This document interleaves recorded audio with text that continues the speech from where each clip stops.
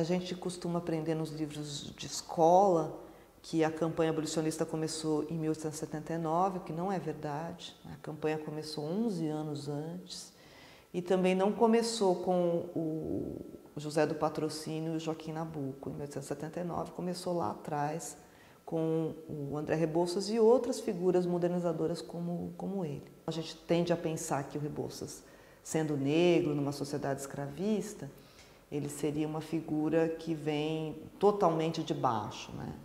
Não é assim que funciona a sociedade imperial, né? O André Rebouças é filho de um político secundário do Império. Rebouças nasceu na Bahia e ele fixou residência no Rio de Janeiro, onde ele morou durante boa parte da vida. Faz uma parte da sua educação na Escola Central, que é a escola que forma tanto engenharia, naquele momento civil, quanto engenharia militar, não tem uma separação das escolas.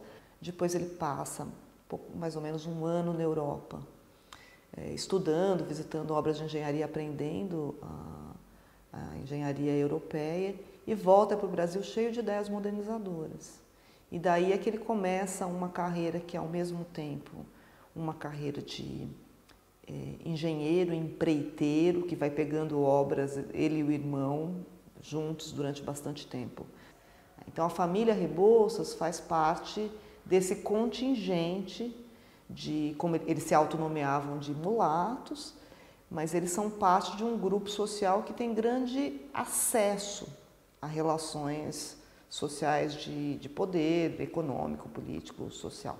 Ele tenta formar em 1868 uma associação abolicionista que tem já um pouco o perfil do que ele vai fazer a campanha toda, que é juntar os modernizadores da elite imperial, então pessoas que ele pode persuadir ou que já estão persuadidas de que é importante abolir a escravidão para modernizar o país, com iniciativas que vão correndo na sociedade. Essas primeiras iniciativas dele, elas são iniciativas de lobby num momento crucial, porque em 1868, 67, por aí, começa a discussão de medidas a respeito da abolição no interior das instituições políticas.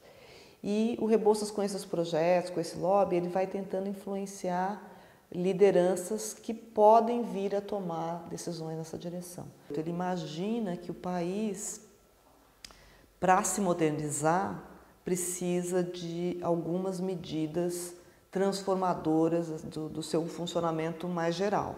Ele vai adotando uma agenda que ajunta reformas. Então, a abolição da escravidão é uma reforma na qual ele se engaja com o coração, mas ela é parte de um pacote, né, de reformas. O Rebouças tem um ângulo mais liberal de atuação, né, mas ele vê o latifúndio como um impedimento para a produção de uma sociedade moderna. Então ele pensa o país como precisando ser atravessado por grandes estradas de ferro, navegação fluvial, e que isso permitisse a ocupação do interior do país, como vinha acontecendo, por exemplo, nos Estados Unidos naquele momento.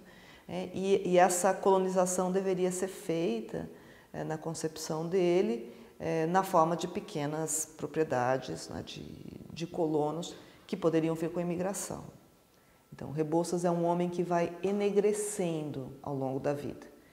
Ele começa como um engenheiro e empresário modernizador, e a abolição da escravidão, então, é parte desta pauta. Ele, inclusive, quando se engaja, tem escravos em casa, é uma coisa que também não se costuma imaginar, não é? Mas muitos negros tinham escravos e muitos abolicionistas tinham escravos quando se engajavam na campanha pela abolição, e ao longo dela é que iam deixando de ter. Então, Rebouças, nessa hora é que ele alforria escravos da sua casa, né, no momento em que ele começa a campanha pela abolição. E o Rebouças é um homem que aprecia muito a ópera, é um homem muito culto, ele tem um tio que é violinista, então ele é um homem dessas artes teatrais, gosta desse universo. Ele fica amigo, apadrinha inclusive o Carlos Gomes, E numa dessas viagens para a Europa, em que ele vai às óperas, visita o Carlos Gomes, as obras de engenharia, isso é uma viagem típica da elite oitocentista. Na volta para o Brasil, ele passa pelos Estados Unidos, quer conhecer Nova York, e ele tem essa grande admiração pelo modo como os Estados Unidos estão ocupando seu território, fazendo imigração, dividindo propriedade, produzindo essa grande agricultura que ele também vislumbrava como uma solução para o Brasil. Ele tem a intenção de fazer nos Estados Unidos o percurso de elite que ele tinha feito na Europa. Mas quando Rebouças chega nos Estados Unidos, ele não é recebido como um aristocrata, ele é recebido como um negro. Então, ele não consegue comer nos restaurantes, ele mal consegue hospedagem, ele tem que dormir num quartinho em Nova York, num quartinho no fundo do hotel, com a condição de não circular nas áreas comuns.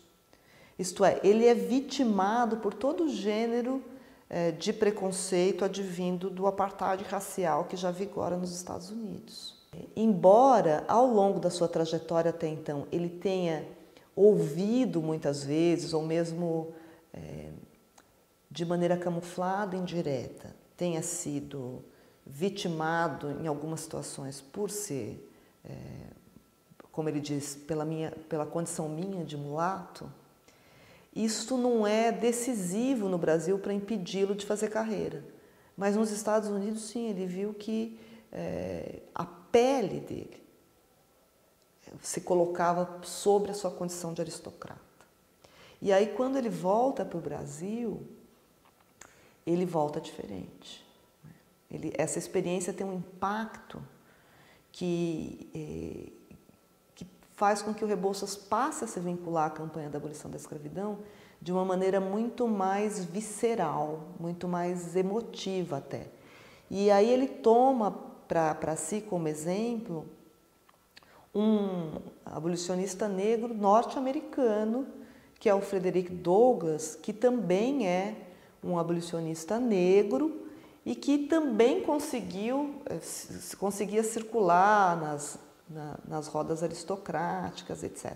Então, quando ele volta, ele começa daí a ter um ativismo muito mais intenso e ele daí vai começar a fazer as alianças que vão facultar a organização da campanha abolicionista em grande escala, né?